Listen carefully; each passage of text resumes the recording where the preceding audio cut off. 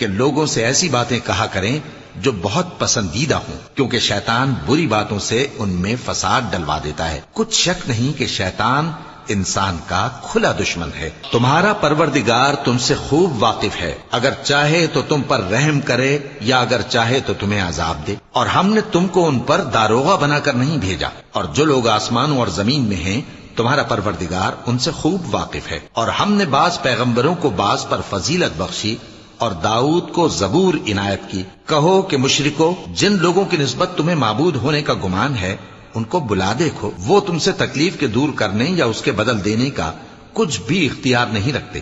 یہ لوگ جن کو اللہ کے سوا پکارتے ہیں وہ خود اپنے پروردگار کے ہاں ذریعہ تقرب تلاش کرتے رہتے ہیں کہ کون ان میں اللہ کا زیادہ مقرب ہوتا ہے، اور اس کی رحمت کے امیدوار رہتے ہیں اور اس کے عذاب سے خوف رکھتے ہیں۔ بے شک تمہارے پروردگار کا عذاب ڈرنے کی